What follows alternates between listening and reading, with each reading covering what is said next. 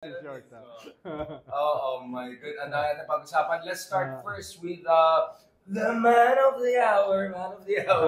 Ikaw, kamusta na? Stock market 6% down. Tesla 14% down. Yes. Bitcoin, I don't know about Bitcoin, but I'm looking at my little portfolio thanks to you. It's not doing very well, brother. Yeah. I'm losing money this week. Right, pero alalahanin nyo that even with all the bad news of the trade war, Trump's tariff war, pag tinignan mo, yes, the overall market is down, but pag tinignan mo, I'm gonna talk about Bitcoin lang sandali. That Bitcoin is the one that's not truly affected. Bumaba siya pero nag-hold siya at the support level. Ibig sabihin nun na kahit na anong bad news ngayon, mukhang hindi na yan bababa. So ngayon, ang ibig sabihin nun ay magre-reverse na yan. By the third quarter, packet na yan, tuloy-tuloy pa rin ang bull cycle pagdating sa Bitcoin. In spite of the idiotic trade war. Yes, kasi nung nag-trade war, nung in-announced 2 days ago, di ba? Yung retaliatory tariffs yung China, malala yun. 4%? Oo, malala. Nung nangyari yun, bumagsak talaga. Bumagsak pa din. Bitcoin, gumanon. Tawan-tawa ako sa mathematics nun eh. Ay, sus. Ayun yung formula nila.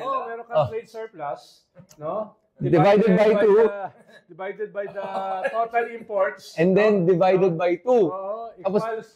Tapos percentage. Equals the tariff. No? Sabi ko, saan kwan yun? Saan sako ng gaw-gaw pinulit yung Sabi nung iba, what they did daw to that is, parang what that is to economics is what astrology is to Oh my God. economy. Diba? Yung parang science versus tapos may mumbo-jumbo. general 10% tariff. No? Yeah. Even doon sa mga bansa No. na ikaw yung kumikita. Yes. No? Sa Pilipinas, ang trade surplus ng US ay $10 to $11 billion. Tapos, Meron tayo ngayong 17%. tapos, nalagyan ka ng 17%. Parang, Yeah. nakatawa yung mga economist eh. Hindi, nakikita mo talaga na yung paggawa nila ng tariff ay parang binunot lang talaga sa thin air na ito na lang gawin nating way of measuring. And you can tell ang gumawa nun talagang hindi economics mismo kay graduate man lang, hindi eh. Na-meet ko siya. Na-meet mo talaga? Meron kaming event last year. It's called the China, parang Stockholm Forum. Kasi sila build. Yung Swedish Prime Minister. Anyways, andun siya. Siya yung guy na yan. Number 2 siya ni Lighthizer. Yung guy na nag-trade negotiator with Reagan. Okay. Yung nagganyan sa Japan. Okay. Remember, there was once upon a time, Yes. Japan was like knocking on the door, buying, everything. Kaya nga nabwisit si Trump, di ba, sa Japan? Yes. If you watch The Apprentice, you could soon nagalit siya sa mga Arab sheikhs na mayayaman, mga Japanese na new tech billionaires, at saka welfare queens daw and labor unions. Ito yung apat na kalaban niya. That's how it was born. And yung ginawa ni Lighthizer back then was a young trade negotiator. He forced Japan to revalue their currency para hindi competitive yung export nila. Okay. So now, noong bata na yan, ay chief trade negotiator ng US. Kasama namin sa event, and I'll tell you what, in that event, lahat European, ako lang Asian, tinanong ko, should we also de-risk from Trump? Because everyone was talking about China. Yes. From China. I said, hey, what about Trump? What if he does something crazy? Guess what? No one answered my question. Who's having the laugh? So I, as the Asian, saw what was coming. Back then. Asian ka ba? Lagi ka sa Europe eh. Parang European ka na eh. Sir, no, Southern Europe, just to be clear, it's Palermo. Ay, hindi. Palermo. No, binabalik mo naman eh. Alam mo, nagkaroon kami ng safe house na all host. Oh. Best-selling siya. Alam mo bakit? 5% lang yung contribution. 92% sa akin. Siya nagsalita. No? Yung 3%. Hindi ka pinasalita, bilagro. Hindi, nagsalita lang ako para banatan yung kanya 92%. Yun lang. Si Sir Ronald. Nagabanat ka lang talaga. Hindi talaga siya bilib sa sabi ko, I am a victim of misinformation. Oo, ikaw kung sasabi ko siya, kinuha niya, yung legitimate naman daw yung kwan. Yung grievances. Yung mga grievances ng mga Duterte, ng mga ganun-ganun, etc. Kung anong legitimate dun? I wanna expound on that now. Kasi social media na tayo. Basta ganun, 5% dun sa sinabi ko, banat sa kanyang 92%. Linawin natin, linawin natin. Basically, it was a Haydarian safe house show. I thought, sabi ko, tapos na yung news cycle. Huwag na natin balikan yung Daton Broha about HDI. Oo. Nagpapaliwanag siya sa presinto. Nagpapaliwanag siya sa presinto. Pero galit pa ako sa pulis. Bakit? Ikaw ba? Nagpapaliwanag sa presinto. Kaya pinipitik-pitik kong gano'n. Pitik mo na natin si Trump bago ako. So, I mean, Sir Ronald, bilang our resident leftist, Isn't this a good news na end of the free trade era na ito? Wala na yung globalization, all of that liberalism, liberalism nonsense. Kaso bumalik ka doon sa 1920s, Yun lang. 1930s protectionism, Yeah. which is also bad, no? Dangerous, So, yeah. malinaw naman yung criticism natin sa neoliberal globalization. No? Yeah. It increased global wealth, Aha. but it also increased inequality. Because much of it Na-centralize gano'n, no? Yeah. Kaya, totoo naman yung kanyang kahinaan, totoo naman yung kanyang mga weaknesses, etc., vulnerabilities, no? Pero yung ginawa ni Trump, I doubt kung anti-neoliberalism. No? Ano lang siya, anti lang siya. Yeah. But speaking of, since you said I'm European, and I want to try this, I'll go back to Bitcoin by the way shortly.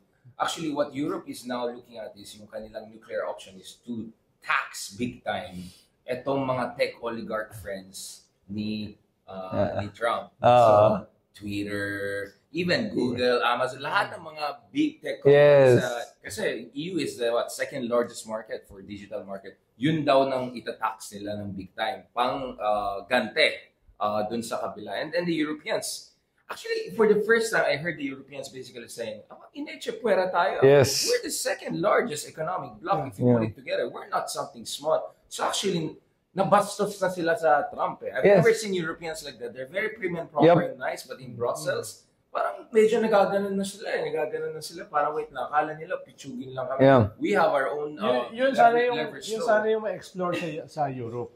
Na hindi lang ang alternative dito ay protectionism. Ang alternative dito is social welfare. Ibalik nila doon sa ethos na yan. No, na social protection. Yun yung dapat isama nila dito sa gera nito. Huwag lang simpleng trade war with the US. No? Ipakita nila na mas superior yung kanilang system by creating more avenues for social protection. But what does that have to do with tariffs when you talk about social protection? What exactly are you referring to in this case? Well, pinapamprime mo kasi yung mga tao mo eh. Para sila ay magkaroon ng stake sa economy. Yes. Ibig sabihin, yung economy mo should serve social goals. Ang sinasabi mo, kung ganun yung ethos ng economy mo, ay malaki yung possibility na umangat yan, lalo na laban do sa uri ng economy sa US na basically concentration of wealth. Dahil ang sinasabi mo kasi, okay, puprotektahan namin yung aming economy, pero ang puprotektahan namin yung aming local elites. No? Yun yung ayaw natin sa protectionism. Yeah. Na protecting not the people of your country, but protecting your oligarchs. Right. No? Ayaw natin ng ganung klaseng bakbakan. Labanan nito ng mga nationalist oligarchs against each other. No? Yeah. Which is very pre-World War II. Yeah, you're based in Canada. I mean, Canada is like elbow up and all of that. What the hell? Wow, like Canada going really I know. aggressive. Yeah, That's not but Canada is like Europe in North America. Like Europe in North America, yes. Social welfare. In terms Yes. of social welfare. Mas maayos. culturally. Yes. Mas maayos Social ang social sila. welfare at saka yung inclusivity niya. Yes. Siyempre, maraming problema pa rin ang Canadian society. Pero kumpara sa Kumpara sa US, Oo. malayo. Kasi nalahan nyo sa Canada, no? Pinakaiba ng Canadians sa United States. Sa United States, they call it a melting pot ng mga iba't ibang kultura. Sa Canada, we're called a mosaic. In other words, we're distinct. Each culture is distinct, yet it all blends together. So, pag makakita ka ng mga Muslims doon, mga Arab, pero everyone gets along. Talagang walang kulay. Yung ganun kami talaga sa mga Canadians. That's why, nung sinabi ng US, where they're gonna tariff Canada and they're no longer friends and enemies ang trato sa amin. Unite. Nag-unite lahat lalo. And even the liberals against the conservatives all came together and said, screw you, Trump. Lumipat pa, di ba? Yung mga ibang American na immigrants, they went to Canada. Yeah, kasi ang nakita mo dito is again I always say pag may bad thing na nangyari, may good thing na tatapat doon. The good thing was nag-band together ng Canadians, even Europeans nag-band together na. And there is a new world order that's happening right now, and the US will be excluded in that new world order. Do you think the Unfortunately, Canadians would want to join the European Union? It sounds crazy, but there are discussions. yes, that's actually. But remember, Canada is under the British monarchy. Yeah, exactly. So it's not really far-fetched that will happen, and that's in the talks right now. Yeah. Ganun, Except Britain is out of EU. It's like, right. sila yung British naman. Right. You're right, pero we're more aligned with European values than we are with American values. So that's the thing about Canadians. Tapos hindi lang yun. Huwag mo kalimutan that the trade war, nung in-announce, nagulat ako dito. Apparently, yung mga nasa current trade agreement ng US and Canada, under NAFTA, if I'm not mistaken, remains the same. It's still tax-free. Sinabi na ni Trump, which was weird. Kaya pag makita mo yung table na lumabas, wala yung Canada at Mexico doon. Because So, he rescinded the original... 70% ng imports ng oil ng US ay from Canada. Yeah. No, kaya tatamaan yung kanilang and all the cars is power from grids. Mexico. Yes. Oo, diba? So, yung unang salbo, ang tinrete ni Trump was Mexico and Canada and Yeah. of course China. Pero, kung titignan mo yung calculation, ang laki ng negative impact sa US kung gagawin nila yung trade war na yun with Canada. Yes. Ang kanilang ganti, yung gatas ng Canada. Pero pwede namang hanapan ng market ng Canada yun eh. Yes. Ang shift ngayon ng Canada is towards Asia and Europe.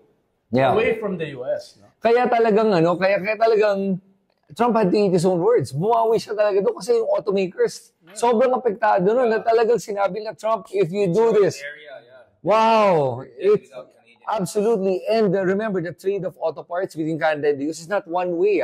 It is literally multi-way. Every single, it's completely integrated in the supply I want chain. to say something.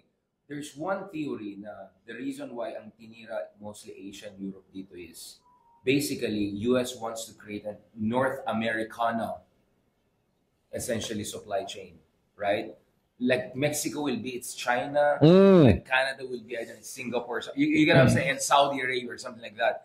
But the US, kumbaga, yung NAFTA, gagawin yung center of the global economic bloc or an alternative economic universe. May nagsulat ka na itong ginagawa ni Trump is similar to the Cultural Revolution ni Yung, Mao Zedong. Wow, Financial ganung level. Babaguhin mo yung buong kultura eh. Oo. Yung kultura, hindi lang binabago yung economy. Babaguhin mo yung kultura sa US. Actually, Basically, siya yung center ng globalization. Yes. Na, together with all its ills, of course. No? Pero, yung ginagawa na ngayon ay baka counterproductive, not only to the world, but to himself. Yes. No? Yun yung mangyayari sa kanya rito. Tatamaan siya. Mawa, inflation.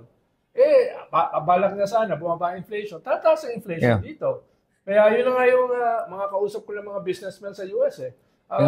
Tinigil muna nila yung kanilang negosyo eh. Yeah. Dahil delikado yung disruption eh. Yes. Tapos yung stock market, nagbabagsakan. Diba? Oo. Kanina, grabe. Kaya delikado sila at this point. Yeah. Tapos yung plano nila na baguhin o kaya ay buhayin yung US in the industry at manufacturing, ay parang, paano mangyayari yun? Lalo na kung kasabay nito, ay ine-expel mo yung iyong mga migrants. Yes. Yung base ng iyong industry at this point are migrants. Yep. Di ba? Yung nag-harvest ng iyong mga prutas sa farms ay mga migrants. Wala namang mga puti at saka mga US Na gusto magtrabaho sa ganun eh. sa ilalim ng init ng araw. Yeah. Yung mga kolekta ng basura, yung drainage, yung kanilang mga kasambahay, yung caregivers, yung mga nag-walk the dog. Yeah. No, dahil, Even manufacturing. siya, no? Even sa auto workers, Yeah. marami migrants na yun eh.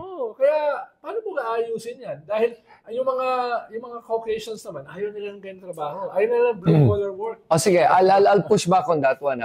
Tingin ko talaga kasi ang problema kaya dumadami din ang krimen sa US. Ano? Kasi di ba medyo maraming krimen, homelessness, marami ngayon sa US.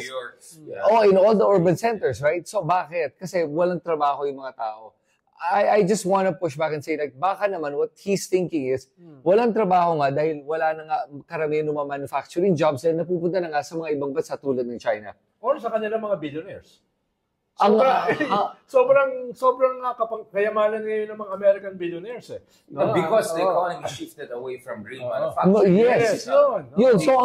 So may problema yung functionally, yung structure Structure nila. ng economy. So you're saying it's not because of the shift away from manufacturing, but the evolution of the type of jobs available. Service, finance-oriented. Homelessness, crime are effects of a rotten system. Eh. Oo. So, pupuntahan mo, ano yung problema ng system? No? So, dito- Which help create this homelessness, this... But that Right. means he'll go against his own best friends and allies, or including himself, right? But what I'm saying is it possible ba that maybe in his mind, and maybe there's some logic to it na, well, karamihan kasi ng mga tao that cannot work in the IT or in all of the technological, ibigyan natin ng trabaho, then give it here. And Yeah, but are they gonna be competitive? yun ang problema. You're first of all, that means you American consumers will have to pay twice more Yes, for not the just same twice. car. So this was interesting. May nagbigay ng statistic na Magkakaroon to. ng jobs, At saka paano migrants are mostly more educated than Okay, the locals, right? Oo, halimbawa, pupunta Oo nga. sa mga embassies. Karamihan na nagtatrabaho sa embassies na sumisigaw doon sa nag-a-apply ng visa are just high school graduates. Tapos yung Yes. ini-interview nila ay college graduates. Yes. Mga masteral, no? So, tapos yan yung pupunta Yan sa ang- US, mas matatalino yan, no? Mas willing mag-take ng extra hours. Okay. No? Yung mga nasa US, ayaw mag-overtime. Yes. So, may ganung klaseng labanan, no? Between yung pan mo. Nagjo-Joe Rogue ka na naman, sir. So, Makakancel na naman tayo sa US. So there was one thing I wanted to add, and when it comes to the trade surplus, trade deficit, and tariffs, ito. Yung may gumawa ng computation, sabi niya, magkano isang t-shirt pag galing China? Exactly. Sabi natin, literally the cost of Vietnam, $1. Para yung mga nice dry fit shirts sa mga branded dyan, like mga Nike or Adidas, mga gano'n, $1. Lagyan mo na kahit na 50% tariff, it becomes $150. Yeah. Right? Cost. Kahit na sabi mo, gawa ka na ngayon ng trade tariff, hindi na magkukuha ng mga produkto or hindi na gagawin sa China, they're gonna make it in the States. How much? $20 for the exact same shirt. The labor cost is sobrang hindi competitive. Na gawin mo local, patay pa rin ang patay ang mga negosyo mo. They're not gonna survive. Pero popular kasi, nabanatan mo ang migrants. They're the punching bag. Mas mahalaga yon as a, Finding the common enemy. alam mo naman na may problema rin. Pero, weaponize mo siya. Yes. Sabi nga nung isang research, na nagsimula yung conspiracy theory na yan, ng mga MAGA at saka ng Yung mga... replacement theory. Nagsimula yan nung weaponize ng Cambridge Analytica yung loneliness ng middle-aged white Americans. Meron kang sektor na gano'n na parang malungkot, Yes. iniiwan ng mga asawa, White males. middle-aged, ha? Yes. So, weaponize mo yan against migrants. Post-incel. Yes. Weaponize mo yan against migrants. Doon nagsimula yung Cambridge Analytica. Yung data Doon pala analytics nila. nag-umpisa yun? I-weaponize mo yan, yung galit na yan, at mag-create ka ng target. Ang target mo ay yung, tingin itong mga middle-aged white Americans, yung kanilang target ay yung mga umagaw ng kanilang trabaho. Umagaw ng kanilang mga asawa, umagaw ng kanilang mga girlfriend. Ganun yan, weaponizing loneliness. That's a Karl Rove kind of answer. But let me, you were trying to do, I think, just to be fair, I'm trying to also see where the logic could be. Richard One Fair. logic is, medyo galit na rin. No, my one logic is talagang binaboy ng China yung international free trade system. Yes. They have been using subsidies, all sorts of different ways to distort the Yes. international system. Alam natin yan that a lot of Chinese cars are actually below market production cost. Yeah. You cannot compete with it. That's why even the Europeans are imposing tariffs on the BYD Yes. Chinese cars. So, nag-cheat talaga ang China. Yeah, I Trump agree. is correct. I Trump agree. is correct. The China, But China is using the weaknesses of the US economy. No? Or- in-exploit niya yung mga structural weaknesses na. Sure, or that the greed of the Wall Street and other big oligarchs in the US who are making good money off China. Out of China. Yes. The biggest consumer. So parang bumaliktad din. Galing US din naman yon, took advantage of China, then China takes advantage of US. And therefore, who gets rich? Oligarchs, nobody else. Well, ang akala kasi nila, mako-co-op nila yung China into the globalized economy led by the Americans. Right. Di ba? Noong 1980s naman, talagang all out sila kay Deng Xiaoping. Yes. Di ba? Tinulungan nila I mean, yung co-op nila. Ang problema nila ay yung China kasi ay experts in the long game. Sige, papayagan namin. For now. Papayagan namin na ma-integrate kami sa inyo para ma-develop yung aming economy. Yeah. Pero hindi nyo yan hawak. But the Tiananmen also happened. Kaya natakot si Deng Xiaoping. In fact, on his deathbed, tinanong kay Deng Xiaoping, according to parang isang anak ng translator niya, what was your parang biggest achievement? Sabi niya, biggest achievement ko is I opened the economy but not the politics. Meaning I held the one-party system. Otherwise, we'll be like Soviet Union. But I want to talk about Russia because there's another theory here. Remember, these tax tariffs that Trump has imposed, he can reverse them. Yes. What does that mean? Lahat ng mga kumpanya at ibang bansa will line up to Trump and beg for revision of that. Exactly. That That's exactly what he wants. Basically, it's going to be like Putin. in Russia, sitting back, and the oligarchs coming to Di him. ba sinabi niya, What concessions you want? Di ba sinabi niya, nag-impose siya ng reciprocal tariff na kalahati daw nung tariff nung bansa na yun, na hindi naman tariff. Yes. It's a deficit eh. Yes. It's a tariff. So yung kalahati nun, gagawin niyang reciprocal tariff, and then, hihingiin niya na mag-negotiate downwards, no? But in exchange for what? Pero yung nire-negotiate niya are not tariffs. Yung nire-negotiate niya are surplus. Yes. No? At kaya nga hindi ko alam saan galing yung kanyang mga numbers crunching eh. Halimbawa, Well, mag-impose ka sa Pilipinas ng 17% Yeah. na reciprocal tariff. Eh nakikinabang sila sa Pilipinas. Meron silang surplus sa atin eh. Kumbaga, that equation doesn't work. They're earning more from us Yes. than us from them. Kaya hindi ko And maintindihan. I also don't understand why are like 40 other countries given less tariffs than us. Yeah. Australia, Singapore has less tariffs than us. Isa sila sa 10% ba? 10%. Oh, di ba? Like the 10%. Ang daming 10%. Kasi ang daming Filipino maga na proud na proud. At least 17 lang sa atin kasi Vietnam, I don't know, 40%, Cambodia, 50%, China, 30%. Sabi ko, no, why are we higher than all of these 40 other countries who are not as important as us to the US? How about this? I'll throw this out there. I think itong tariff war na ginawa ni Trump, I really think that the Americans are going to be affected greatly by this. Talagang sobrang laki nung mga makita natin increase sa prices. Is that really inflationary though? Because if you look at what inflation is, really, it's the devaluation of the value of your currency. That's one aspect. That's all, diba? That's two sides, diba? The other one's consumer Pero price index. costs also, if they go Oo. because of tariffs, that creates Pero, inflation. yeah, but does that really create inflation or does that just slow down the economy in a way? Because nga everything's starting to Baka parang reassess, have reset. It's a reset. baka both eh. Stagflation. Dahil You can have stagflation. pumunta Inflation and ka stagflation. pumunta ka sa mga groceries sa US, no? Target, no?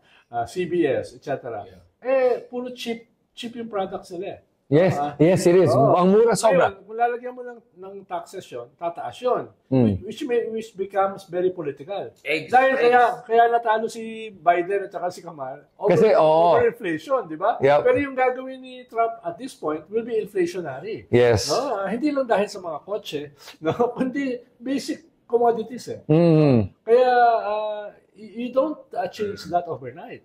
No. Grabe yung disruption yan. No? Pero alam mo, I think no matter what Trump does, I think the economy will eventually balance itself out. That it will come to a point where magno-normalize yan and whatever it is, magkakaroon ng shift lang yan eh, in a way. I just don't want Well, in the meantime, many people could... Yes, ang point ko lang is, I think Trump is counting that it will eventually balance itself out and then he'll take the credit and say, tingnan mo, it all worked out in the end. Except, bro, that might take a long... I mean, that's Yes. the J.D. Vance line that in the long term, it will structurally transform U.S. Except they have midterm elections in 2 years from now. Yeah, yun lang. Republicans in 2 years, if inflation is high, if egg is expensive, And- jobs are not... Baka masyado niyang ino-overestimate yung invisible hand of Yeah. capitalism. Oh, right. And that is a strong hand. I agree with that. Ang tanong ko, first of all, is he even allowed to run a third term? No, They're hindi na. trying to push for it, but Kaya it nga will eh. require some big... For him to even be talking about it is not a good thing. I mean, that makes him look like he's trying to hold on to power. Pero very confident kasi siya dahil hawak niya yung Supreme Court. No? And Congress. Ayun pa ngayon, But in 2 years, baka mawala sa kanyang Congress. Very Okay. narrow. Yung lead niya, oo nga, no? Consider his UN ambassador position Ah. because he was scared that they might lose their majority. in the Right. Congress. And once the Democrats take that back, they're gonna fight to the hell. Tsaka he's almost 80. So Oo. he's not getting any younger also. Oo. Ay, siya si Digong, no? Crazy. Oh. Sinong crazy? Trump o si Digong? O the fact that they're the same age? Parehong may method yung madness nila. Yes. Oh. Madness is the method. At sabi nga pala ni Senator Bato dun sa 2 days ago. Ay, nako. Na papalusahan Ni ni Trump Trump, ang mga sumuporta sa sa arrest pag-surrender. ni Digong, no? Suddenly, wala na yung sovereignty kay Bato. No? Suddenly, all this talk about paano yung sovereignty ng Pilipinas. Hindi, Trump, parusahan niyo sila. Mas believe sa ako si Belgica, yung sa Russian president. Nag-send Nagsulat. letter sa Kremlin. Sabi ko, bakit English dapat Cyrillic yun? Ma-appreciate nila. Diba? Na ChatGPT niya in Cyrillic. Imagine, these idiots coming out of the woodwork, di ba? Are they coming? They were there in the Malacanang woodwork. They're just coming back. Tsaka mas marami. Mas marami. Kaya, ang okay dyan, nagmumukha tayo matalino. Without trying. Wala akong problema na mukha tayo matalino. Hindi. Basta mukha silang actually, hindi tayo matalino. One-eyed ko lang tayo. Huwag na ako isama kasi ako mas pro Donald Trump. But let's speak about the Philippines kasi basically General Torre the other day was saying ano lang loud minority lang yung DDS na yan. Majority naman pro-ICC. It's quite interesting for him to say that. Meaning, he's confident that the majority of Filipinos are behind him. He didn't use the usual argument that legally tama. He's also making the argument that politically sound. What do you think about, why would General Torres say that? And do you think it makes sense na loud minority lang talaga mga DDS? You know, of course, ang labanan sa politika, and I'm sure si Edu here knows this, yung labanan na it's a question of parang representation of power. Para pinapakita sa tao, because people really move towards the mob rule Yun naman yun di ba? So pag naramdaman nila that more people are shifting one way or the other, marami sumasama. Herd mentality. The herd mentality, right? The Pied Piper syndrome yan, di ba? So yun ang ginagawa ni General Torre by claiming that is to announce to people that, hey, don't be afraid. Mas marami tayo. And then now you feel like you're safer because of the numbers. That's a good strategy, and I think that is really how the politics works. Mindanao, right? He's from Mindanao, right? Yeah, dati rin siya Iglesia ni No. Cristo. Oh. Pero yung sinasabi rin niya ay hindi lang niya kinuha sa hangin May yes. Meron din siyang basis, may science din siya. Dahil may mga kasi, may mga surveys, may mga data rin, supporting na may silent majority talaga. Yeah. At yung tumataas, nagsisimulang lumaki, yung even in Mindanao, yung nag-agree na dapat talagang make accountable si Duterte. Yes. No? Halimbawa, itong latest SWS survey, 29% lang ang nagdi-disagree dun sa accountability ni Digong sa ICC. So, Mindanao yan Tapos yung isang bailiwick nila, yung Visayas, 62%, almost 2/3. Ang tingin dapat ay hold accountable si Digong dito sa ICC. No? At ngayon, na magsisimula na yung trial, lalabas na talaga yung mga ebidensya, lalabas na yung mga biktima, tingin ko madadagdagan pa yan.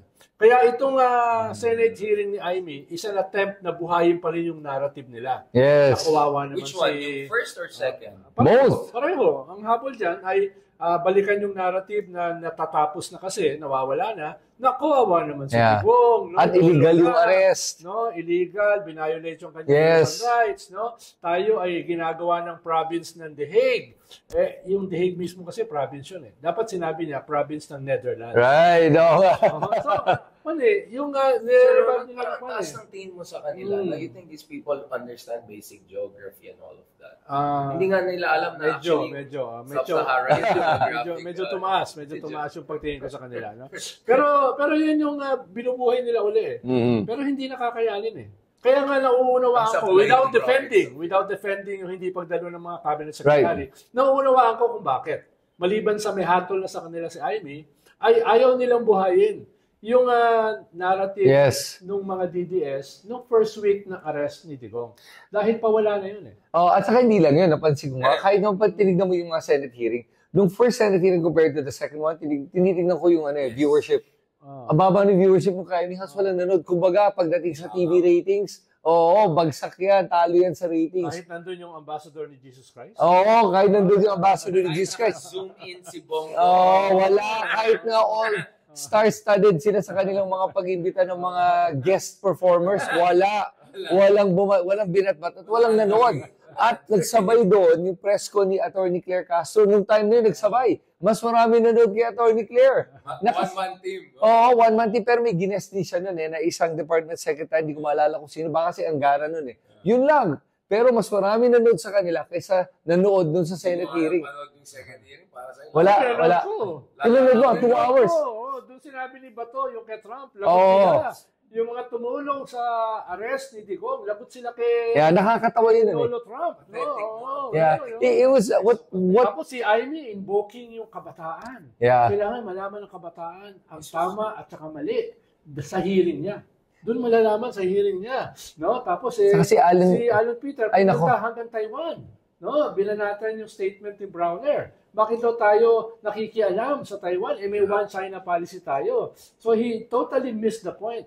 Bay tayo naghahanda para i-rescue yung ating 250,000. Yes! Na nandoon. Sabi ko, Baka bombayin yung Batanes and Cagayan and EDCA bases in the Yeah. kung Philippines. saan pumupunta yung yung Discussion. discussion. They're running out of... Pero yun yung binanggit ko kay Richard kahapon, di ba? Richard, na ang problema talaga when you have politicians na magaling magpaikot-ikot ng facts to create their truth, ay Narrative. that narrative, it actually confuses the masses. Na hindi lang, parang nagmimix yung sinasabi ni Alan Peter, kaya baka totoo yun. Hindi. Factually, there is a certain thing happening, pero he can create a truth that makes sense if hindi mo maintindihan yung nuances ng sinasabi niya. Yes, pero ang problema niya, para ma-confuse yung masses, kailangan manood yung masses. Hindi naman ngayon hindi nga. So they're hitting the wall, di ba? Yeah, right Sabi now. Mo, mababa lang yung viewership. So it was an epic fail. At this point, kaya nga, sana, at saka hindi lang yun. Di ba humingi sila ng supina para sa mga executive department? Hindi ginrant ni Cheese. Wala na. Walang supina. Dinidefine na sila, di ba? Dinidribble na ni Cheese. Sabi niya, kahit ako ay abogado, ay ipapasa ko sa aking legal department.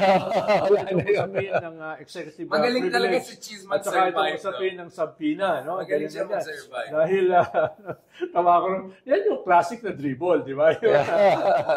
Although, nagtapon siya ng ilang mga crumbs. Sabi Ayan na niya, naman. I agree with them. Ayan It's, na naman tayo. hindi issue rito ang subjudice. No? Nag-agree siya. Para gusto rin niya ma-maintain yung kanyang hold Ayan na sa naman mga tayo. senador. No? Kaya, Oo.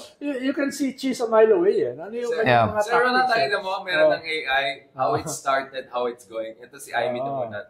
Namamangka sa dalawang ilog, tapos ngayon, namamangka sa lupa. Oh, yan. Yung pinag-usapan natin. Exactly. Now, nasa Reddit na yan. So, yung mga Reddit people na fans, shout out by the way sa mga Reddit fans natin. I'm listening to you. Ginawa nila yan based on discussion natin. Ito, expectation, reality. Alam mo, nung kahapon, di ba, pinag-usapan natin yung Senate survey. Tinignan ko yung kay Amy, grabe yung bagsak niya talagang pag ganun yung rating siya, talagang wala na to si Amy by today, wala na to. Hindi ko sinasabi ko si Amy yan, pero may nagsabi na mayroon isang senador na nagsialisan yung kanyang staff dahil sinking ship na daw yung campaign niya. At ang kutob ng tao, si Amy Marcos. I doubt Kami nagre-resign daw. I doubt kung mag-aalisan dahil mataas ang sahod sa Senate eh. Well, hindi sa kampanya. 13th, 14th, 15th, 16th, may 17th month pay pa yan eh. Wow, grabe. mas malaking bayad sa mga ibang senador na mananalo actually. Pwede, Oo, pwede. diba? Yan. At baka hindi Karen yung kanyang boss. Diba? I'm sure that also helps. Na, what's the point na may 17-month ka pero 10 times a day ka binabasa? Pero alam mo, ako pinanood ko yung second Senate hearing. Paano ka may engganyo doon sa apat? Yeah. Di ba? Paano ka? Di ba? At saka, nakakabobo. Nakakabobo yung argumento na binibigay nila. So wala na yun eh. Parang Sub-Saharan Africa. Oh, yeah. Ikaw nagsabi na ako. Wala akong kinalalaman dyan sa komento ni Richard, ha? Baka dumikit sa akin yan, ha? Mga persona trapo dyan na ginagamit yung issue na yan, parang persona non grata tayo. Magpaliwanag ka sa presinto. Ikaw lang pinipersona ng grata, huwag damay. Magpaliwanag ka sa presinto. Bahala sila, asip naman. Sir Ronald, kamusta naman buhay ni Attorney Jinggoy? Mukhang sumabla yung Sandigan Bayan moves niya na ipa-dismiss yung kanyang. Because he's convicted, right? He's a Problema kasi convicted. napaka-overwhelming yung evidence eh. Yeah. Yun yung problema niya. Si Bong Revilla may fall guy, tapos namatay na yung fall guy sa kulungan. Yung chief of staff niya, naman, di ba? Ito. Pero yung pera napunta sa kanya. Pero teka lang, bakit kasi... Pinagbabayad siya. Si Bong Revilla convicted yun eh. Napasole. Na-absuelto Na- siya. Weird yun eh. Staff niya. Weird yun eh. Weird yung kaso niya. Na-absuelto siya, yung kanyang Pero- chief of staff naging fall guy, pero pinagbabayad pa rin. 150, 170 million pesos. Kaya weird yung pag-absuelto Weird na yun. talaga. Talagang only in the Philippines. Hindi, nakita mo jokes yung iba pag nandun daw. Pinagbabayad ka. Pero hindi ka daw guilty. Sabi niya, hindi ko naman kasalanan, nilagay niya sa account ko. Kasalanan niya, basta ako, wala akong masabi. Kaya nakita mo yung joke, pag andun daw siya, tinatago ng tao yung mga bags. Ang sama ng mga tao. Ang niya, wala pa rin eh. Pero mga mananalo, malaking chance. Hindi ko nga alam kung anong status ng kaso ni Gigi Reyes eh. Oo nga, no? Si Gigi Reyes. Tapos na, inayos na. Hindi pa tapos yun. Alam ko. Ano lang, nabigyan lang siya ng temporary freedom na pumayag ng bail. Habeas corpus case yun eh. Habeas corpus. Hindi, si Gigi Reyes, nakakulong. Yung kay Enrile ay iba yung pan sa kanya. Parang old age yung kanya na ano eh. No. I mean, hindi ba close siya kay Enrique? Yes, she's the chief of staff. Chief of staff. Exactly. So, Sa kulong siya ng 10 years. Yes. Pero alam ko, hindi pa tapos yung kaso. Hindi pa rin. Sure. Yung palang problema. Parang Jinggoy case yan eh. No? So, si Jingo walang chief of staff na pwede pakulong na. Yung palang purpose ng chief of staff. Ikaw, sure, parang nakapirma siya eh. May paper trail na the signature, yun nangyari. Now, I want to talk about two key things which I raised earlier kagabi, and I think this is very important. So I was talking to some people from different camps and sabi nila, okay, let's be realistic. Pagdating sa Team Liwanag, tawagin natin, mukhang Bam and Kiko lang talaga may chance. Of course, you hope more. But, sino ba sa Team Liwanag? Heidi Mendoza? Is Heidi part of it? Yeah. Basically, hindi either Marcos or DDS. I just call it Team Liwanag. Basta anyone outside of that is Team Liwanag. Okay. Fights with Makabayan. Okay.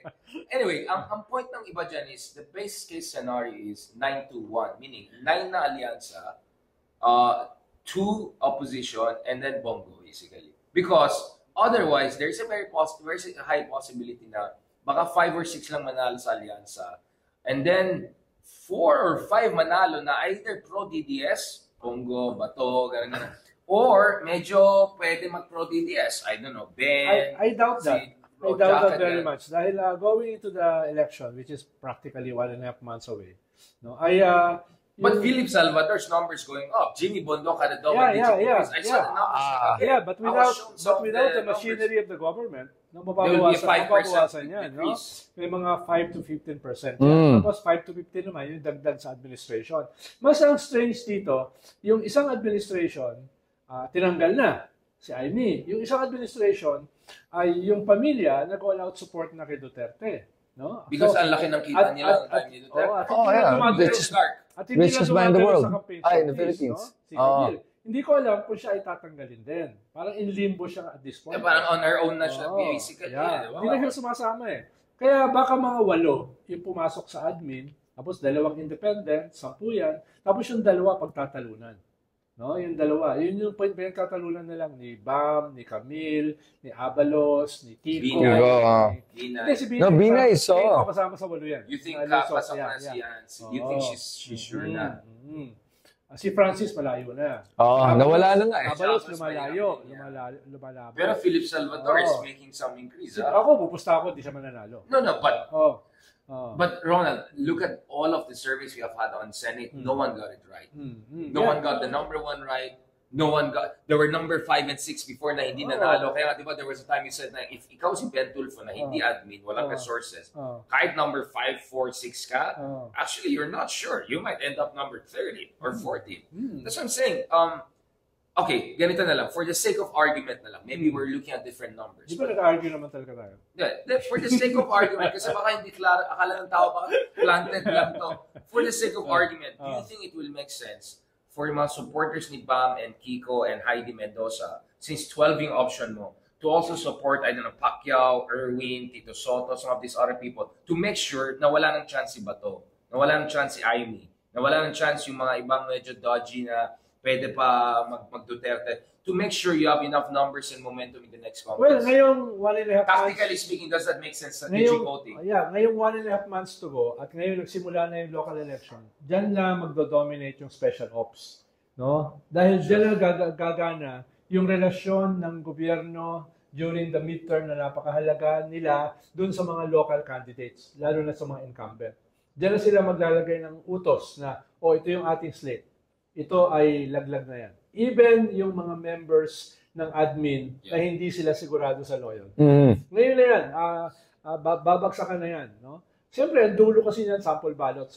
No? Ang dulo niyan ay, pero yung special ops na sasabihan mo ng mga LGUs na, Ito lang bobotohin. May ipit yung ira nyo, may ipit yung akap nyo, may ipit yung AX nyo, may ipit yung tupad nyo. Ito yung ating slate. No? Yung slate na yan, probably ay 10. Yung 2 sa 10 ay delikado. No? Sino yan? Sino yung si Pacquiao kasi nasa bandang dulo ngayon eh. Di ba? So si Abi Binay nandun din sa kasunod ni Pacquiao. Tapos may 2 ka na hindi sigurado. Yung 2 mo medyo talo na yon. Si Francis at saka wala na yun, malayo na. May 2 ka na hindi na practically admin. Tapos may 2 kang independent na halos sigurado na. Si Willie Revillame at saka si Ben Tulfo. So ang battle will be the last 2. Yun yung bakbakan.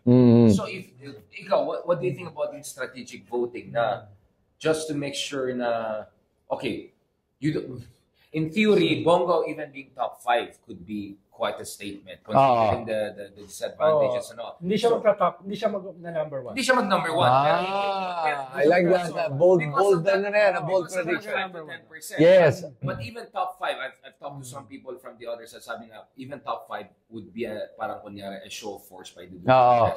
So basically, if your team Liwanag, would you rather vote for Erwin and Tito Soto and I don't know 3-4 others to make sure hindi top 5 si Bongo and at most only Bongo lang will make it from DDS? Do you think that strategic voting is masikmura ng mga kaibigan natin? Dapat kayang sikmurahin? Because I know it's a difficult question. So, actually, interesting kasi habang umikot... yung options mo alam mo, habang umikot nga ako sa Mandaluyong kanina umaga, marami ako nakausap sa ating mga kababayan at pansin ko nga, marami sa kanila sinasabi nga na boboto nga nila yung mga top 6 na kaalyansa.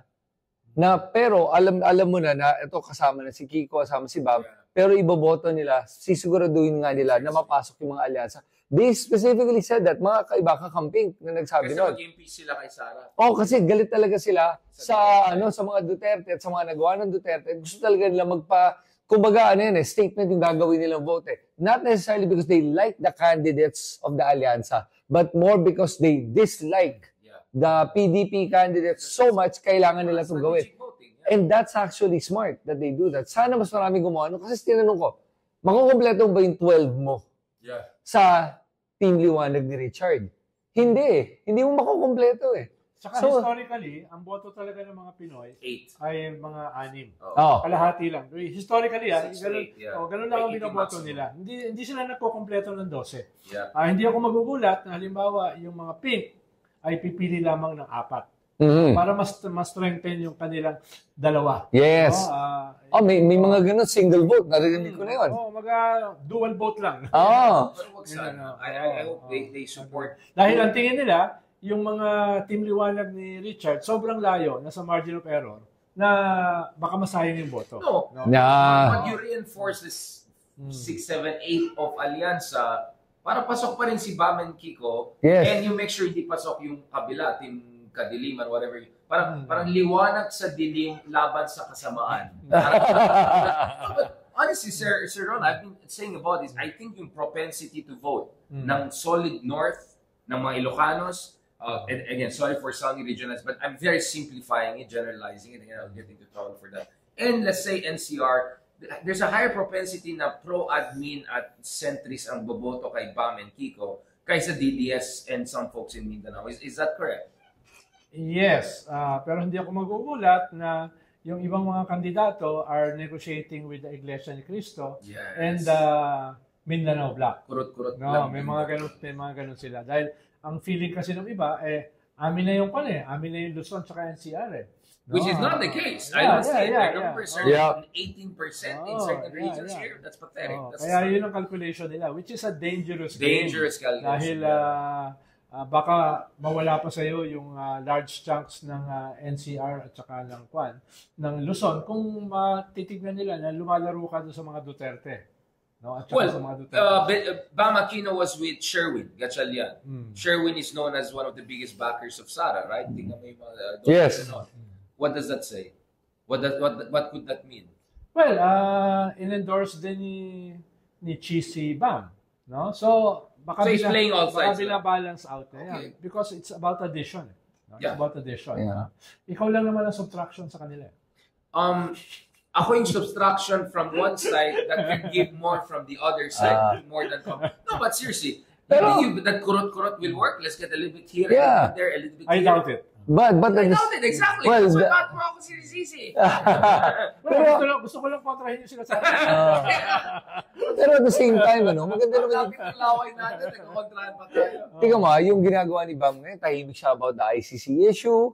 Si Kiko, tahimik din about it. And I don't know, is that really contradicting their position or their principles? O kaya that's just strategic at this point? Baka ang tingin nga nila, Huwag na nating antagonize. sa kanila naman boboto yung mga pink eh. Oo, so hindi nila kailangan But magsalita. if you're solid North Pro admin na anti-DDS, ma-inspire ka ba to vote for Bam or Kiko knowing that they're a little bit like on this ICC and impeachment issue? Oh, pero tayo lang naman ang nakaka-notice nun eh. No, yung mga karaniwan naman, hindi na nanonotice. Hindi, sinong strategies nila? Sinong strategies nila mga Di ko alam. That's my point. Hindi Like, ako. we're doing this for free. We're giving you good advice. I have access Hindi. to a lot of the surveys. Yeah. Baka ang calculation nila, yung karaniwan tao, hindi naman nanonotice yung ganong klaseng nuancing. Parang tayo nakaka-notice na, tahimik sila rito. Tahimik sila rito. No? Baka yun Pero ang- makalusot pa Oo. rin. Pero Pero the- yung campaign nila ay very generic eh. Oo. Yung campaign nila, wala But- basics. wala controversial eh. Yeah, pero if you think about it, is it working? Kasi they are in the 13, 14 right now. Nandun sila sa linya. Ang sinasabi nila, kahit nalabas pa rin sila sa 12, kahit pa paano, may improvement by increments. Oo, Whether incremental. those increments will be enough going into May, is another thing. No? Yun yung So what advice would you give in this case? Do you think they should keep with the same strategy of incremental increases? Kasi yun na nga, one more month to go. Or go out with a bang. Like talagang knockout punch. Actually, Okay, there's yeah. one that Bam is higher than Kiko. And then one Kiko is higher than Bam. I saw But that. both are not in top 12 anymore. No, Kiko and Bam were never in the top 12. But they were in the 13. Hindi, nasa top 5 siya.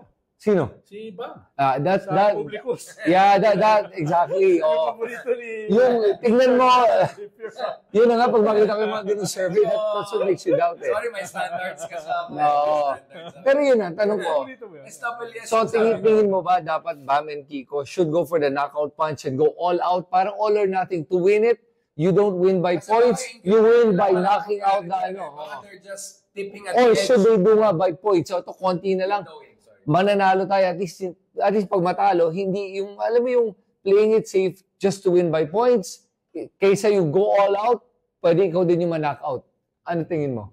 Hindi, kaya hindi ako tumatakbo dahil suicide bomber ako. All out ka, pag gano'n. Tingin ko, kung ito yung posisyon, no? Kwanto which side of history are you on, no? Yun yung sa akin eh, no? Halimbawa, usapin ito ng impunity eh. Hindi lang ito usapin ng crimes against humanity. You have to position yourself there. Ngayon, i-weaponize mo yan para madagdagan ka ng boto. No? Yun yung sinasabi ko. No? Kaya, makaiba yung aking calculation kesa sa calculation nila. Right. Calculation nila, baka may 1 million boss sa Iglesia ni Cristo. Baka may... Right. Na baka mawala. By doing this, baka mawala to. Ito, net loss versus net gain. Ako naman, It makes sense. I would rather lose na Taking the right stand than playing safe and then losing also. Yeah, but- Doon ako sa team Liwanag. Actually, Kaya hindi ako, Basta ako Team Trump. Gusto ko yung calculation ni Trump. Hindi ko pa rin maintindihan. Actually, hindi ko masabi kung mas magaling calculation ni Trump or yung calculation. Kumbaga, pwede ko ipaliwanag sa mga apo ko, pumusisyon ako dito sa ICC. Pumusisyon ako dito sa impeachment. Pumusisyon ako dito sa impunity. Kasi tignan mo. Pwede ko ipaliwanag, manalo o hindi. No? kasi di ba, tignan mo si Bam nung ano pa lang, nung sa issue ng impeachment ni Sara, tahimik na. Dating ito itong ICC, tahimik pa rin. Hindi nga people's issues eh. Sabi niya. Hindi Ah, siya tahimik, nagsalita siya. nagsalita siya na, Hindi to people's issues. oo, na neutral nga, in other words, kasi nga hindi ito yung importante para Bago gano'n. may mas magalit sa atin, let's make it even worse. So, meron tayong isa pang problema. Party list. Ang hindi maganda, yung numbers ng vote. Akbayan baka isa daw, si Chel may chance, mamamayan liberal, medyo malabo. Now, remember, you can only vote for one party list. Do you think that there should be a strategic conversation among Team Liwanag supporters na more of you should come out and make sure you spread it properly between both ML and Akbayan para at least Shell and Leila and maybe Percy and all get Baka mahirap. Mahirap, Dahil diba? because of the nature of the party list na Ay. hindi mo alam yung Yeah. 2% until the final vote is counted. Right. So mahirap yung sabi, oy, hati-hati tayo rito. Eh, hindi mo nga sigurado eh. Kung saan pupunta sa Kung dami-dami yun eh. nakuha mo na yung 2%, Yeah. no? Ikalawa, isang boto lang ang pon mo eh. Yeah. You will be fighting against each other. Yes. Yun yung weakness ng party list system natin. Magka-cannibalize kayo. Oo. Tapos yung pan mo, kaya tapos yung dominant sa party list dahil pinapasok na lahat ay yung mga contractors, no, yung mga warlords, no, yung mga actually bawal dapat yun eh. Yung gagamitin mo yung pangalan ng program ng gobyerno. Yes. Oh. Party list mo, halimbawa, for peace, no, et cetera, et cetera. Bawal yun eh. May precedent na yan eh. Yung yung MAD, no? Yeah. Mamayan laban sa droga, something. Ni sino ba yung artista sa Ormoc? Si Richard. Oo, Tama. qualify siya eh. Tama. Dati. Dahil nga, hindi mo pwedeng gamitin. Ba't ginagamit ka ngayon? Paano nakalusot Dapat may magsampa ng kaso. Kung ibig sabihin Comelec, can I just say na hindi yan pwede? Autopropyo, hindi. Dapat may magsampa ng kaso. Dahil ministerial yung Comelec eh. Dapat may magsampa ng kaso na i-disqualify ito. Dahil ginagamit na yung program ng gobyerno. Parang ayaw mag-comment pag Gonzo ng tanong, sir. Oh, Takot ka ba sa kanya? Hindi, mababa yung self-esteem ko. Mas level ni Haydari. Mas level ni Haydari. Sabi na gano'n, bakit mo? Yan na naman eh. Sabi ko, Team Ikaw. Boy. Parang kulang pa yung mga kalaban ni Richard. Dagdagan pa natin. Hindi, what doesn't destroy him will strengthen him. Nakakatulong Nakakatulong ako naman engagement. Kaya nakakatulong ako sa pag-strengthen niya. Imagine mo kung makikipag-away siya tapos hindi siya na-test sa mga banat ko sa kanya. Diba? Stop me in the front. Sanay ko for stop me in the back. We're going to the last part, but this is the most important part. Ay, ibig sabihin yung mga nauna, hindi importante? Hindi naman talaga. Kasi mas importante to. Robin Hood Padilla. Did you see the video I posted of him? Yung nag-ayos siya ng hair niya, yung mustache niya, tapos gamit niya yung music na ginawa dahil sa meme sa akin. So pinalitan ko, nilagay ko ng Narcos. Pakita ko sa inyo. Ito. So ang dami niyang time, no? Ang dami time. Napaka-importante ng role niya sa ICC eh. Hindi makapasok. Napaka-importante na. Kumakatok sila. No? Talo ko ba sila? Ako nakapasok ako sa ICC eh. Yun, no? Daming time, no? Yun, no? That's it. I see here. Pogi. Mukhang the best. Ito may mustache part. Ito may mustache part. Yun, no? Yun. Daming oras. Yan ang kanyang claim to... Sabihin ko sana, claim to fame. Yan claim to infamy. O yan, no? Pero sa totoo lang, kung magkakalat ka rin sa Senate, wag ka na umuwi doon. Oo nga. Napaka-compelling, napaka-defining, napaka-significant ng kanyang role doon eh. So you think if you were in the second hearing, he could have saved it? Pero ngayon kasi, international man of mystery siya. Yun. Dahil mysterious yung kanyang role. Walang may alam. Kahit siya hindi niya alam eh. Mysterious. Sabi niya, magsaludo siya kay Duterte. Bayani ka. May nagsabi, ex-con loves future con. Alam mo, nagtataka nga ako dito. Di ba pag senador ka, kailangan ka magpaalam kung gusto mong Recess eh. Dahil recess ngayon. Magpapaalam ka pa rin. No? Hindi, kailangan may permit ka. Galing sa Malacanang. Pero ang claim niya, recess yan eh. Jesus Mariosep talaga. Kahit naman hindi recess, kaya pala yung ginagawa niya. Oo nga, sa bagay. Oo nga, wala din naman sa silbi talaga eh. Sayang sa oras, sayang sa pera. Talagang ano eh.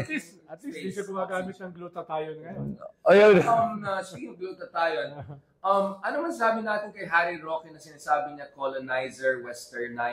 Western colonizers ang Netherlands, sabay nag-apply siya ng asylum. Hindi, si Harry naman, talaga naman nag-enjoy siya being a contradiction. Hindi ko lang alam kung contradiction din si Mr. Supranational. Ayun. I think very smooth po smooth. Pero, ayun, calculation niya, dahil matagal yung process ng asylum, 43,000 kasi yung applicants eh. Oh my God, habang pila niya. Ang tingin niya, baka hindi siya paalisin habang siya ay applicant. No? Yun ang tingin niya. Yun yung tingin niya. Pero pag kinasuhan siya dito Baka. ng human trafficking o money laundering, extradite siya. Kailangan. At nire-reject yung kanyang asylum. Oo. Yun yung, dahil very strong ang Netherlands sa human trafficking. Against human trafficking. Against human. against Not human. Kaya yun yung kanyang magiging... Ikaw, no man's land, ang ano mo, from manhunt to hot pursuit to no man's land. Alam mo sa... Parang contradiction in terms yun. Si Harry Roque naman kasi I call Harry Roque hypocritical Harry. The hippo. Harry the hypocrite. Harry the hippo, di ba? Hippo as in... Harry the hippo as in hypocrite. Baka sabi niya, body shape. Hindi. Wala. Magandang katawan. Sino-shorten ko lang yung hypocrite to hippo. Para lang maintindihan ng tao na si Harry talaga, malala yung mga binabanggit niya ngayon at yung mga Kasi isipin mo yun nga, no? Gusto niya ng asylum. Yet at the same time, yung sabi niyang sovereignty issue, mga ganon, tapos hindi gumagana yung ating judicial system. Pag nagsalita siya, parang presidential spokesman pa rin, we call the government of Qatar. Pero ina-exipera na yun ng mga Duterte. Ayaw naman siya. Parang kumbaga siya yung tumatahol at aso na tabi ka nga dyan, ang kulit na to eh. Habang panahon, sinasabi niya, siya lang ang pwede mag-represent kay Digong sa ICC. Tapos siya lang ang accredited. Yung pala, hindi pala siya kukunin. At ang nakakatawa pa dito, di ba? pinagtatawanan pa siya ni Panelo. Yun ang nakakatawa. Let's talk Nakakawa kay... Sino? Harry? Let's talk about Panelo. Kasi si Panelo is having his moment, right? But si Amy, binabanatan niya. Binanatan niya si Amy. Binabanatan niya. Dati pa yun. Sila ni Baste. Yeah, but I like that. I mean, in fairness kay Panelo, he's playing his cards well now, no? Sabi na kay Amy. Lokohin mo lelang mo. Lokohin mo lelong mo. Ganun. Panalo siya sa akin. Okay na. Parang siya dito sa mall namin. Biro mo, nagmumukha siyang legal Baka luminary. nandyan na siya. Di ba? Mga Raul Pangalangan, Ruben Carranza, Justice Ascuna, Justice Carpio, yung mga katapat niya, di ba? Tapos siya, sa kabila, siya yung legal luminary. Diba? Hindi ko nga alam kung anong kaso hinawakan niya. Ayun. Or kung may nagpahawak ng kaso sa kanya. Hindi, marami. Yung mga Ampatuan, yung mga Mayor Sanchez. Scraping the bottom now dyan. Yung wala ka ng choice. Yung classic na ambulance chaser. Right. Pero yan ang problema pag dalang I'm sorry, I'm just saying pag tinignan mo kasi yung team ng mga Duterte, pag tinignan mo, yung mga tao around them talaga medyo dull. They're not very sharp. I mean, let's admit Kasi it. we're locking ng kalaban. Yan ba ay understatement o overstatement? That's me being being polite. Yan, being polite. Na, di ba sa totoo lang, di ba? Yun yung kaya nagmumukhang, para sa kanila matalino na si Panelo, matalino na si Roque. Kasi nga, pero doon ka bibilib kay Digong eh. Kinuha yung dalawa, spokesperson. Di ba?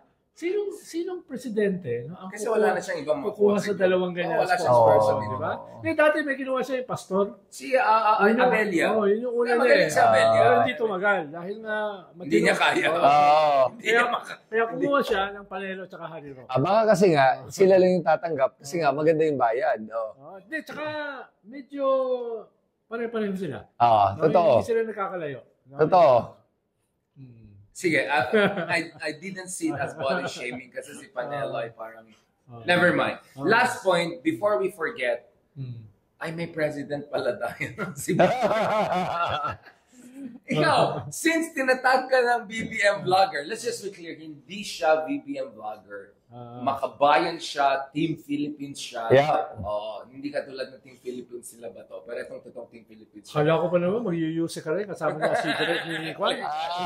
Castro, no? Nagsiuna kayo, Chris Sinclair. Chris Sinclair. Chris Sinclair. Parang Dami and Marie, Chris Sinclair. Walang pag-asa yung hearing ni Aya, Chris Sinclair. Di ba? Maganda, gwapo, mabait, maayos. No, but seriously, brother, I mean, you are a patriot, you love the country, you are running for council. Anong take mo sa ating presidente? What should he do in the coming months and all? Kasi parang feeling ko, ako base sa pagkalam ko, hindi pa rin nag-sink in sa kanya na, oh my God, I'm going towards my legacy years, pero survival mode pa rin ang ginagawa. Yeah. Basically, he's just surviving the past 3 years. Yeah. That's not a legacy you want to leave behind. Well, okay, maybe I'm not gonna be too harsh, but correct me if I'm wrong. Para sa akin kasi, I don't know if it's survival mode ginagawa niya more than he's actually trying naman to do something. Things on that Yeah, for level. example, to be able to do that SONA na binanggit niya yung pagtanggal ng Pogo, that was his moment. That actually, siguro kung nagawa tayo ng polling on BBM, nagawa tayo ng polling na yun. Talagang nakita mo tumaas yung numbers niya. So, mga ganung mga statements will help him eh. Tapos yung binantaan yung buhay niya ni Sara, tahimik siya for the longest time. Playing the meek and mild-mannered na, don't wanna say anything bad, to biglang nagsalita siya. That press con he did was really good. It solidified him as a leader. It actually made BBM supporters, mga loyalists, feel proud of him. And then 2 days later, he said, never say never. Never say never. Tapos ngayon, tapos ngayon, di ba, sinabi na nga niya, nagsalita si Sara, sabi ni Sara na naging mas malapit yung pamilya namin. Sagot naman ni BBM, you're welcome. Di ba? Sabi naman ni Sara, parang na-miss niya yung sarcasm.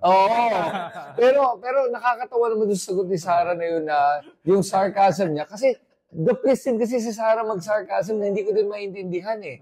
Pero totoo naman, sinasabi niya, hindi ba talaga siya grateful na naging mas malapit siya sa tatay niya? Ayaw ba niya maging mas malapit? Yung ba yung sarcasm na pinagsasabi niya? So which one was she referring to? So yun yung sa akin. Pero BBM, I think, should make more of these strong statements, pero still dignified. As long as the statements are dignified, yes, and statesman yung pagkasabi niya. Nung binantaan buhay niya, ano sinabi niya? Paglalaban ko, hindi sarili ko. Hindi yung opisina ng presidente. Dahil kung kaya niyang bantaan ng presidente, kaya niyang bantaan at gawin to sa lahat ng Pilipino. Yan ang pinaglalaban ko. That resonated well with Filipinos. He needs to do more of that. Thank you, Yusek. At hindi, Claire and Chris. at sinasabi ko talaga, hindi talaga ako supporter ni BBM. But I will commend him for, yes, kung talagang tingin ko maganda yung ginawa niya. At pinangako nga niya, dadami pa yung kanyang mga press con ng problema. Biglang wala ngayon. Ang problema ko lang ay Lang? defining tong moment na ito rin para sa kanya. Yung mga Duterte on the defensive na eh. Yes. Sa isang corner na yung kanilang pinaka-leader nasa The Hague na. Sisimula ng kasuhan. No? Yeah. At kahit parating pa lang sa confirmation process, I'm almost sure hindi yan bibigyan ng interim release. Yes. Hinihingi nila, etc. So, tingin ko tutuloy yan sa kaso. No? Si Sara naman, may mga Damocles sword sa ulo niya. Criminal cases have been filed against her. Magpapatuloy yan. Dadagdagan pa yan. Merong impeachment na magsisimula na after the elections, no? Etc. Yung mga blabbers nila, tsaka talking heads, ay umami na peddlers of fake news, nag-training sa China, yung iba ay nag-abroad na para makaiwas na nag-backdoor, no? Etc. Yung mga kanila, main alipores, katulad ni Bato, minsan nagtatago, minsan nasa hearing, no? At nakaamba na rin sa kanya ang isang minsan possible nagluluto ng barbecue. Arrest warrant, tapos sila Harry Roque at si Panelo nag-aaway, no? Yung isa nagka-file ng asylum. So, nasa isang corner sila. Okay. Ito yung panahon na tama si Richard, dapat lumabas na siya sa survival mode, no? Legacy mode na siya. Ano ba yung pwede niyang gawin, no? Halimbawa, record high yung involuntary starvation. 28%. Right. Mataas yun, ha? Ibig sabihin, 28% ng populasyon mo nakakaramdam ng hunger. Yeah. The highest self-rated poverty in 2.5 decades. So, 2.5 decades, no? 63%. Mataas yun, ha? Yes. Yung ganong klase na...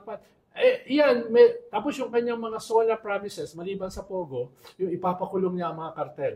Mga hoarders. 2 SONA, sinabi nila. Pero ni isa, wala pa napapagod. So, kailangan, yan ay mga low-hanging fruits na meron kang pwedeng gawin. No? Pwede mong paano, bumibili ka ng rice sa Myanmar na 34 pesos per kilo. No? Bumibili ka sa Vietnam na 38 pesos per kilo. Ibig sabihin, pwede mong babaan ng rice sa 35 per kilo. Nakikita pa rin yung mga hoarders, yung mga smugglers. No? So, ibig sabihin, these are things na pwede mong gawin. Hindi lang yung i-increase mo ng 200 pesos yung sahod ng mga sundalo. Yes. No? Dahil naglo-loyalty check ka. 2 taon nang naiwan sa Kongreso yung 200 peso wage increase, minimum wage increase ng manggagawa. No? Ano nangyari doon? No? Eventually, yung mga issues na yan lalabas yan. will haunt you. No? Kaya, at yan, hindi mo kinakailangan baguhin yung structures para yan ay magawa. Yeah, ang tingin ko yan ay low-hanging fruit na meron kang pwedeng gawa kahapon. No, yun lang yung yun sinusuportahan ko na kailangan pumunta ka na diyan. No, hindi na to usapin ng propaganda lang Usapin na ito ng ano ba yung kwan? Ano ba yung where's the beef? No, pero tingin ko lang baka siguro hindi pa nabibigyan na masyadong linaw yung nabibigyan importansya yung issue na yun ng media, social media. Hindi natin masyadong pag-uusapan yun if you think about it. I proposed to him. Let's do a podcast, 2 hours. Let's meet my name, sit down, let's have a conversation, lay out, what is your vision? Yeah. Because all I see is like, purong away Duterte. I think he has to have a proper sit down, like relax. Okay. Hindi yung perfect me, baka magkamali ako. No, like chill lang. Sit down. I said, I'm willing. Let's do 2 hours of legit conversation. Tell me what's your vision. What do you want to leave behind by 2028 aside from just surviving the Dutertes? Baka ayaw niya na ikaw yung mag-i-interview sa kanya. I don't think so. I don't think so. Hindi, pero I agree. Pero legit, hindi pwede yung game vlogger. So, if I were to understand what you're saying na nga is, okay, handle mo tong issue with the Dutertes because it's a real legitimate issue naman. Okay. On top of that, existential threat. Yes, it's an existential threat. Not just to the Marcoses, to Philippines. Okay. Now, at the same time, while you're doing that, please naman, asikasuhin mo to. Reform project mo. To be able to, yun ang iiwan mo na sa Pilipinas, at least, tingnan mo, nagawa ko to. Actually, nakadikit yan doon. Halimbawa, ang ganda nung sinabi ni John Vic Remulla, na even yung record ng police, na 7,000 to 8,000 yung pinatay through legitimate police operation, mismo yung walang record. Yung 7,000 to 8,000, wala yan. Yun yung 95% yung sabi na wala. Merong mga 100 na namatay sa cardiac arrest. Pero hindi naman. Ibig sabihin, inaamin ni Remulla na under niya kasi yung PNP na may crisis ito. Meron itong problema na structural. Right. Tapos imagine mo, Secretary of Justice, inamin na yung justice system nag-collapse. Yes. Yung predecessor. So, ngayon, kung inaamin niya lang ang mga key cabinet secretaries mo, anong gagawin ngayon ng gobyerno? Exactly. No? So, inamin Inamin yung structural problem. So, they have to do something about the justice system reform. Dahil the very fact na inamin, doon sa first Senate hearing, dapat meron kang gagawin na ipapakita mo na ito ay aayusin ko. Itong mga pulis na ito, papakulong ko. Dahil silang pulis pa nakakulong? 10. No? Oo nga, ang konti lang. No? So, yun yung mga reforms na inamin na ng iyong cabinet secretaries na meron kang dapat gawin. No? Halimbawa, itong Secretary of Agriculture mo na walang kwenta. No? Alam mo ba, yung Agriculture Secretary? Classmate yun. Anong gagawin mo dyan? Negative ang growth rate ng agriculture. Yeah. Binabatak pa ba yung total growth rate mo? Tuna kasi expert. Tapos sasabihin, dapat ang SRP ng rice ay 58 pesos. Nabili mo yung rice sa Myanmar ng 34, nabili mo yung rice ng 38 sa Vietnam, bakit 58? Alam mo, yun yung mga ganun na mga basic ba? Sana talaga kasi pumili na lang siya ng Agriculture Secretary na talagang may alam sa agriculture. Na talagang totoong para sa pero yung pagbigay kasi dito kay Laurel, ano yan Thunder yan exactly. Ano to, reward to di ba? Yun ang problema. Sana but that is a prize, diba? Initially, BBM was the secretary because he realized it was an important thing. Yung first speech niya sa SONA. So that should have gone to someone who really knows his job and really can do something about it among others. Ako, ang pagkaalam ko, BBM is still hoping na yung mga projects na ginagawa niya na lumalabas, I don't know, from PC or whatever. But that's not gonna make an impact. You should go to mainstream media, social media. Tingnan mo yung launching ng PDP Laban campaign sa Club Pilipino. Ano yung kanilang tira? No? Bigas, petty crime, no? Crime palagi naman employment. No? Yun yung tira. Ibig sabihin, alam nila yung weaknesses at vulnerabilities ng gobyerno. Yun ang pupuntirehin nila. Na pwedeng gawin ng gobyerno na bago pa yon nangyari, ay binigyan na nila ng indicative solution. Hindi sila sabing full solution. Indicative. But with the regards to crime naman, bumaba naman talaga yung krimen At nasolusyonan naman nila yun kahit paano eh. Tumaas ang petty crime. Oo. Yun yung problema. No? Yung petty crime. Yeah, yung Non-index crime. Yun ang tumaas. Yun.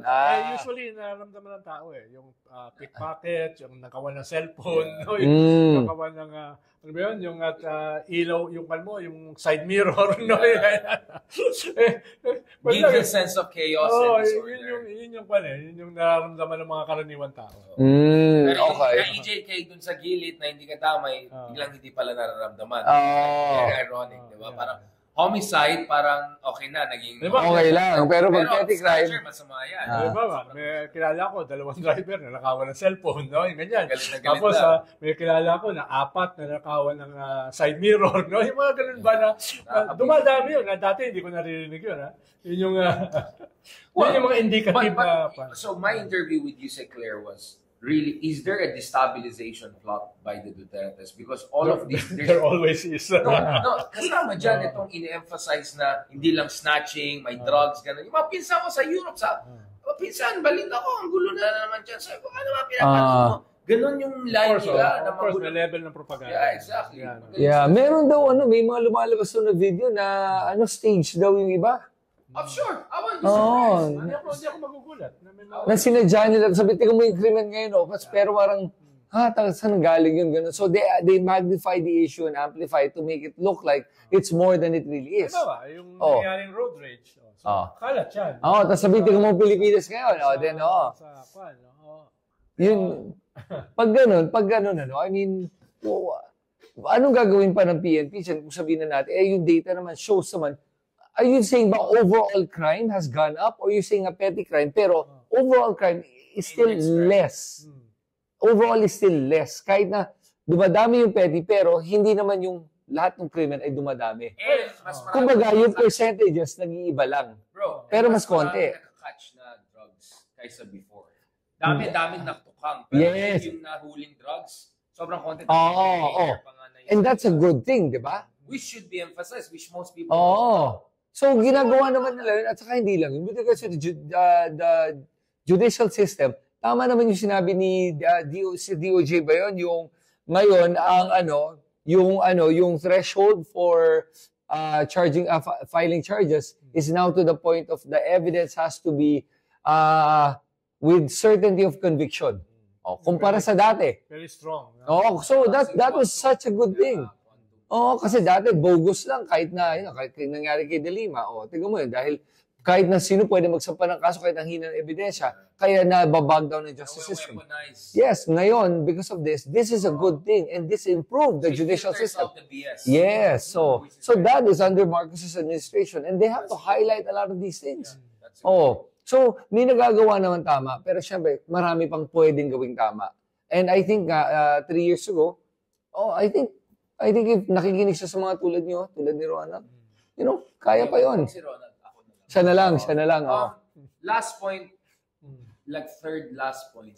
If you're BBM now, do you feel good about US? Kasi Hackset came here, a lot of new defense deals, and nothing about ICC yet, criticism, if anything, baka supportive pang US. Actually, they're supportive. And then Marco Rubio is coming soon. There's an invitation to the White House.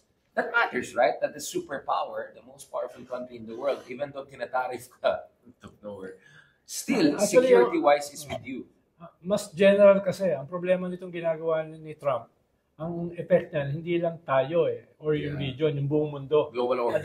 At dahil yung ating supply chains, dahil yung ating integration, rightly or wrongly, sa global system, ay tatamaan pa rin tayo. No? Ang tanong na lang dyan ay gaano katindi yung tama.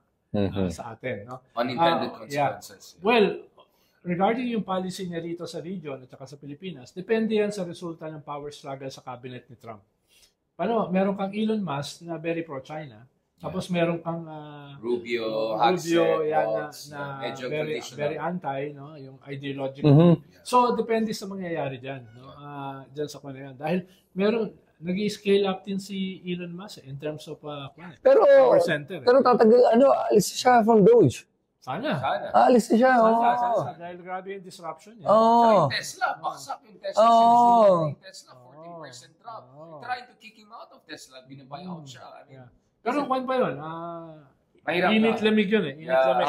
Tinatansya lang nila. Oh, init lamig yan eh. No? Talagang very strong pa rin siya. Busy But what's Sa bagay, even what's behind your the scenes. reason nga because, they're they're also big donors like Adelson among others. But why is Trump so believe kay, because he's just the richest man? Is that it? Well, siguro katulad may niya, effect. disruptor din eh. Oo.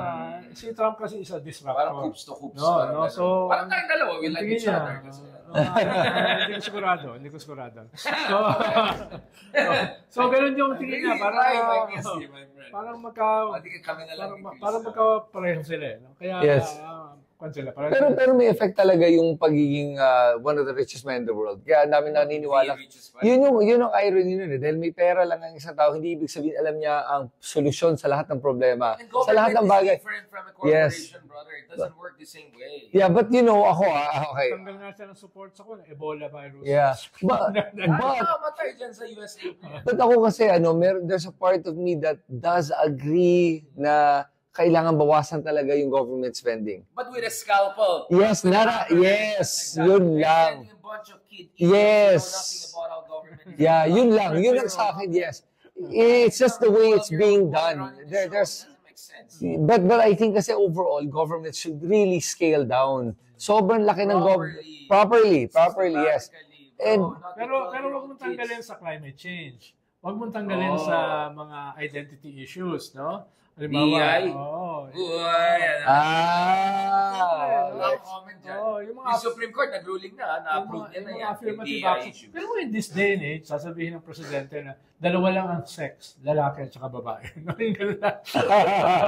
Tapos lahat ng mga funding para dun sa tumutulong dyan sa identity issues na yan, LGBTQI, race, etc., tatanggalan mo, no? So, Hindi na lang ako magsalita. pero magandang usapan yan para sa ibang episode, magandang usapan yan.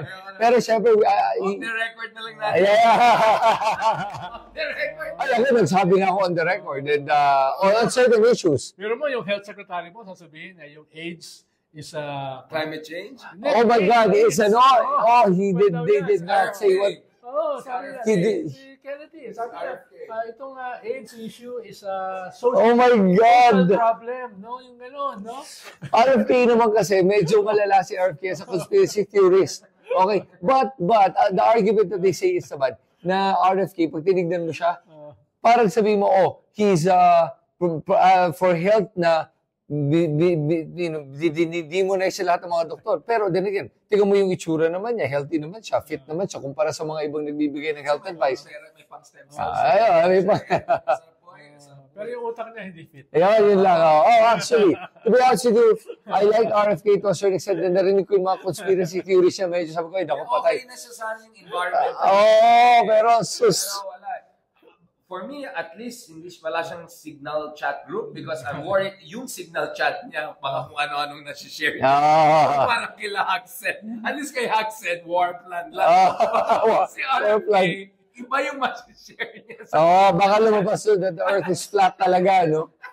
Alam mo naman si AIDS is a social disease. Alright. On that very healthy note, bago mag-break out ang measles and all of the medieval diseases in the US and the world, we wish the best for Team Donald Trump. Happy Liberation Day. Happy Liberation Day.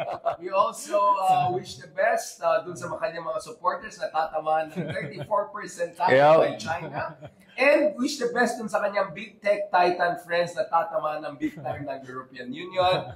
In the meantime, good luck sa Philippines. Good luck kay hindi pa nahuli si Bintag. Bantag.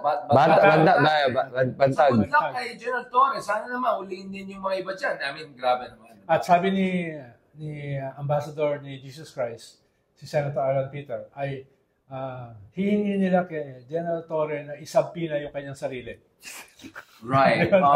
Good luck na rin kay Senator Cayetana doon sa kanyang everlasting dream to become the President of the Philippines, which is as likely as Jesus Pideras plans after his next microblading Fashion Week event. On that note, thank you very much, gentlemen. Maraming salamat, Sir Ronald, na hindi naman 95%, 5%. Mukhang medyo balance tayo, no? Medyo 60%, 30%. 30, yeah. I mean, the generous guy, the greatest guy. Thank you so much, Chris. Ay, Again, endorse natin si Ronald. I don't know if you want to join me or not kasi baka magalit si Chris sa'yo. Numero 99, running for Councilor of Mandaluyong, our good friend Chris. Congratulations, brother. Mukhang shower. Fresh na fresh ka. Akala ko galing ka sa kampanya. Galing nga sa kampanya, kanina talaga amoy araw na ako. Oo. Pero naligo muna ako para presentable ako. Grabe. Parang maganda katawan natin ngayon, ha? Oh, wala? Gusto mo rin mag-campaign bigla. Yeah. Lalo magka-cuts ako. Gusto, tutukan kita dyan. Sama ka sa akin. Sasama ka. Yes. Sa loob ng Mandaluyong. Sasama ka. Baka mabawasan ka ng boto. Buka. Pero, nadami yung tao mo. Pag-isipan mo maingat. Hindi, kasi sinabi ko. Value added dyan. Ganito. Tama. Addition, hindi subtract. So sabihin ko, huwag tayo tutulad dyan. Di ba? Iba tayo. Yan. Pero, mataas ang awareness and publicity. Yeah, parang si Kwan yan, si Sia sa Pasig, no? Yeah, Apology. Well, sa akin, ito lang ang sabi ko about kay Sia before we go. Ito lang. Alam mo, any publicity is good publicity. naman nun. Masamang tao yun. Hindi. Tingnan mo ngayon. Nagkala ko lang yung mga apology na apology. Pero tignan mo yun. Apologize ako sa unintended hurt, sabi ko. Pero nilalaglag niya ako eh. Tingnan mo. Ayan, sumbong na. Binubuli niya ako. Magsha-shargaw pa ako eh. Namimiss ko na yung kwento eh. Shadow boxing. Yung Bruce Lee niya na ano. You were saying, brother, yung kay Sia. No, sasabihin ko lang about kay Sia, yung na kahit na anong publicity is good publicity. Kahit na nangyari sa'yo, yung sa sub-Saharan mo, kahit na paano. I was not. No. It was taken out of context. Yes, exactly. Pero the fact na binash ka noon at siniraan ka at lahat ginawa, sumikat ka pa rin. Itong si Sia, kahit pa paano, tignan mo, Karen Davila nagsalita. Lahat nagsalita na, tapos nagpa-presscon pa, ang dami nakinig, lalo nakilala siya. Ang nakakatakot dito, baka manal, paano kung biglang, hindi naman pinakinggan yung nangyari, nakilala lang pangalan, biglang nanalo to. Then that just proves to you that any publicity, good or bad, is still publicity, and that is the way to stand out in a race na ang daming tumatakbo. Ang kaibahan kasi... you release a sex scandal or something? No, I'm not. I'm not gonna dance. I'm not gonna Ang sing. kaibahan kasi kay Richard, di siya kandidato. So yung notoriety niya, pace. yung kay Sia, two-edged yan eh. Pwedeng makatulong, pwede rin hindi. Pwede hindi, oo. So, Kaya makikita natin yan sa election. Magkandidato na ako, magpapahit na ako. At I'm gonna hire Sir Ronald as my DEI political correctness consultant para sigurado na may controversy tayo every single day. Salamat guys. Thank you very much for joining us for the latest episode of Bardagulan, but medyo social, medyo Greco-Roman. Good luck sa'yo, brother. Happy to endorse you. Pinipigilan mo naman ako pag nakipagbardagulan ako sa'yo eh. Sir Ronald, yung nanay ko, medyo umakyat na yung eyebrows eh. I'm a victim. As a victim... Nietzsche. What doesn't destroy you will make you strong. What doesn't destroy you makes you more sikat. Alright, on that note, okay. God bless. Ingat. Salamat. Baka may sasabihin